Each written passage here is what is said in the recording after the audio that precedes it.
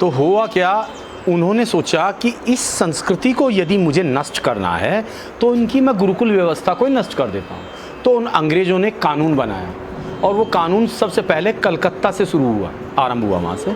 और कलकत्ता में उन्होंने क्या कानून बनाया कि गुरुकुल व्यवस्था को पूरा बैन कर दिया। और उसमें उन्होंने हमारे 40,000 आचार्यों को फांसी टांगा, जिंदा जला दिया घरों के अंदर, 40,000, और 7,32,000 गुरुकुल बंद हो गए। अब जैसे ये बंद हुआ, हमारा ज्ञान जो जड़ थी वो टूट गई। अब जो नई जनरेशन थी उसने कहा कि मैं ऐसा कॉलेज या ऐसे व्यवस्था खड़ी करूँगा जो उससे पढ़कर निकलेगा वो देखने में तो भारतीय लगेगा लेकिन मन से यूरोपियन होगा। और आज की डेट में हम क्या लोग करते हैं, पढ़ लिख के तैयार होते हैं, भाई नौकरी करेंगे, नौकरी करेंगे। और आप इनडायरेक्टली वे में मोदी जी क्या कहते हैं कि कार्य करो, अपने कार्य में मतलब निपुण हो जाओ, कुशल हो जाओ, जो भी काम कर रहे हो आप उसमें कुशल हो जाओ, ना कि मैं पढ़ूंगा, मैं पास होऊंगा, मैं नौकरी करूंगा। अरे हर व्यक्ति के लिए नौकरी हो सकती है क्या?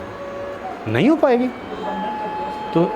तो ये हम लोगों की मानसिकता ऐसी बना दी गई है कि हमें केवल नौकरी के ही पीछे भागना है। तो हमारी जो विद्या जिसको कहते हैं ना, विद्या का अर्थ है शिक्षा जमा संस्कार, शिक्षा योग, जमा भी उर्दू का शब्द हो गया, शिक्षा योग संस्कार, शिक्षा और संस्कार का योग ही विद्या है।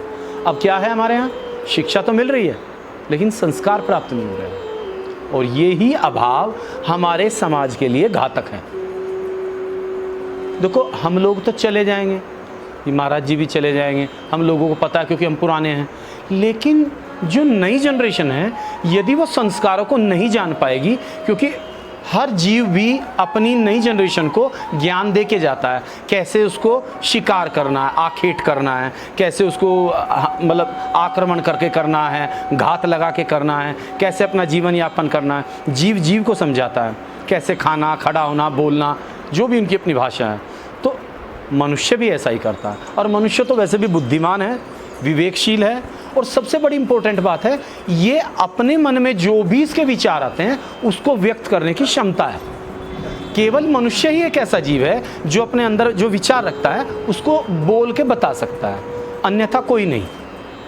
तो इसलिए मनुष्य जीवन बहुत ही विलक्षण है और हम बहुत ही भाग्यशाली हैं कि हम मानव रूप में यहाँ बैठे हुए हैं और हम ये समझ सकते हैं मैं क्या बोल रहा हूँ या आप क्या बोल रहे हैं, आप समझ सकते हैं उसको, लेकिन जीव नहीं समझ सकता।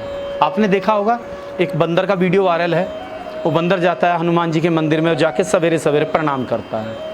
एक चिड़िया है वहाँ बड़ी फेमस है वृंदावन में, जो गुरशल है, वो राधे राधे बोलती है। ग्वालियर में कुतिया है, कैंटोनमेंट उसमें रहती है, आर्मी कैंट एरिया में, वो राम राम बोलती है। एक घोड़ा है गुजरात में, जैसे मंदिर की घंटी बजती है वो मंदिर में भाग के पहुँच जाता है, वहाँ जाके प्रणाम करता है। तो वो जीव पूर्व जन्म में क्या थे, मनुष्य थे, बुरे कर्म किए, नीच योनि प्राप्त हुई, लेकिन उनके थोड़ा सा भी ये ज्ञान रह गया कि मैंने कोई पाप किए थे और मैं मनुष्य था, और इस जन्म में वो पूर्व जन्म में जिसका भक्त था वो भक्ति फिर कर रहा है, लेकिन वो व्यक्त नहीं कर सकता। तो ये बहुत इम्पोर्टेंट बात है कि हमें मानव जीवन प्राप्त हुआ है, इसका सदुपयोग करो। मनुष्य है, मनुष्य बन के रहो, पशु मत बनो, नहीं तो हो क्या रहा है, सभी लोग पशु बन जा रहे हैं। देखने में तो मानव लग रहे हैं लेकिन आचरण का पशु जैसा हो गया। देखो कुंडलिनी शक्ति आपके लिए कर क्या सकती है। यदि कुंडलिनी शक्ति जैसे मैंने बताया स्त्री तत्व है, तो हम माना जाता है कि कुंडलिनी शक्ति भी मादा चमकीले सर्प के रूप में सभी मेरुदंडधारी जीवों में विद्यमान है। 3.5 कुंडली लपेटे हुए, मुख अंदर है और अपनी पूंछ को दबाए रहती है, ये माना जाता है। परंतु पूर्ण रूप से वो सुप्त अवस्था में नहीं रहती। अगर वो सुप्त अवस्था में रहती तो ना हम मल का त्याग कर पाते, ना हम संतानोत्पत्ति कर पाते, ना हमें भूख प्यास लगती, ना हमारे अंदर प्रेम और दया होती, ना हम बोल पाते। समझ रहे हैं, ये सब चीज़ें हो रही हैं लेकिन उतनी संतुलित नहीं है, बैलेंस नहीं है। पानी का प्रवाह तो जा रहा है लेकिन कहीं अटक जा रहा है, कहीं तेज है और कहीं कम है, और उसी को संतुलित कर दो तो क्या होगा, ना तो आप अधिक भावुक रहेंगे, ना आपको अधिक क्रोध आएगा। भावुकता में क्या कर देते हैं, मैं मर जाऊंगा, मैं मर जाऊंगा, मैं प्राण त्याग दूंगा, मैं इसके बिना नहीं रहूंगा, मैं एग्जाम में फेल हो गया, माता पिता को बोल दिया, उन्होंने पाल पोस के बड़ा किया और सुसाइड कर लिया। इसे कहते हैं भावुकता की अति, है ना। और भावुकता में हम अपने परिवारजनों के लिए भी प्राण दे देते हैं, हमें कर्तव्य हो तो, और क्रोध हो तो हम दूसरे के प्राण ले लेते हैं, लेकिन पश्चाताप बाद में होता है। तो ध्यान रखिएगा, ये हमारे यहाँ कहते भी हैं कि बड़ा सोच समझ कर निर्णय ले, और सोच सोच कर, कहते हैं ना, तोल तोल कर बोलना, तोल तोल कर बोलना। तो वो जो व्यक्ति बोलने से पहले अपने वाणी को तोल तोल कर बोलेगा, वो जीवन में कभी किसी से उसका विवाद नहीं होगा। तो ये सब चीज़ें जो हमारे अंदर गुण हैं, भाई देखो, यदि मेरे अंदर प्रेम है, अर्थात मेरा चक्र जागृत है, मुझे किसी की पीड़ा देखकर पीड़ा अनुभव होती है, अर्थात मेरे अंदर मानवता है।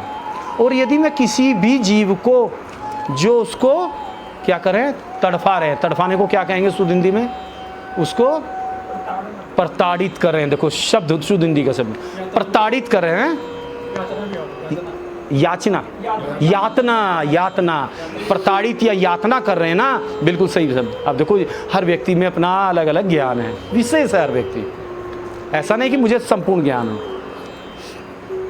तो जिस व्यक्ति में दूसरों की प्रताड़ना में वो खुश हो रहा है, हर्ष हो रहा है, खुश भी उर्दू का शब्द है। पुराने ज़माने में आप तुलसीराम जी की वो रामचरितमानस पढ़ोगे, हर जगह हर्ष हर्षित आएगा। तो होता क्या है कि जो कहते हैं ना, बहुत से लोग पशुओं को मारते रहते हैं और दूसरों को पीटते रहते हैं और हंसते रहते हैं। हम कहते हैं ना, तेरे अंदर दिल नहीं है, तेरे अंदर हृदय नहीं है, अर्थात उसका हृदय चक्र कंप्लीटली इम्बैलेंस है, अनबैलेंस, इनबैलेंस नहीं, अनबैलेंस है। तो हमें ये चीज़ें सोचनी होगी, अर्थात हमारे चक्र असंतुलित हैं। तो हमारे चक्र अगर संतुलित हो जाते हैं, यदि संतुलित हो जाते हैं, तो सबसे पहला लाभ ये होगा कि आपका माइंड स्टेबल रहेगा। आपका माइंड अगर स्टेबल है तो जो भी जीवन में आपको निर्णय लेने हैं ना, वो आप ठीक से ले पाएंगे। और निर्णय लेने से सबसे पहले कार्य क्या होगा, आपके कर्म अच्छे रहेंगे, और यदि कर्म अच्छे रहेंगे तो क्या होगा, आपका भविष्य अच्छा रहेगा, क्योंकि हमारे कर्म ही हमारे भाग्य की रचना करते हैं। मैंने कल किसी को थप्पड़ मारा था, वो निर्बल था, आज वो 2 लोगों को लेके आ गया और मैं सामने आ गया, अब उसने मुझे पकड़कर कूटा, क्यों, क्योंकि मैंने कर्म किए थे बुरे, अब मुझे उसका फल मिला आज। मैंने परसों कुत्ते को पत्थर मारा था, उसने मुझे अकेले में देखा, आज काट लिया, कि कल तुमने मेरे को पत्थर मारा था, मैं डर के भाग गया, आज मैंने तुमको काट लिया। तो मनुष्य जैसे कांटा बोएगा तो कांटे का वृक्ष मिलेगा, और किसी के लिए आम का पेड़ बोएगा तो आम मिलेगा। तो ये तो हो गया संचित कर्म। और जो प्रारब्ध कर्म होता है वो ये है जो हमने पूर्व जन्मों में कर्म किए हैं।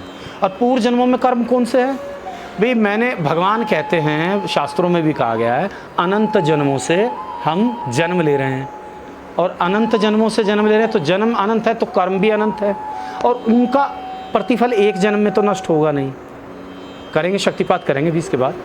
और जब उसको नष्ट नहीं हो सकता तो करते क्या हैं, अब हमारे जैसे हमने जन्म लिया है, ये कहते हैं कि माँ के गर्भ में आने से पहले हमारा प्रारब्ध निश्चित कर दिया जाता है। तो अर्थात कुछ भाग कौन निर्धारित करता है, यम के यहाँ चित्रगुप्त जी, ठीक है ना, कर्म का लेखा जोखा वही देखते हैं। अभी उनकी जयंती गई है ना 10 दिन पहले चित्रगुप्त जी की, आज नारद जी की जयंती है, देव ऋषि नारद जी की।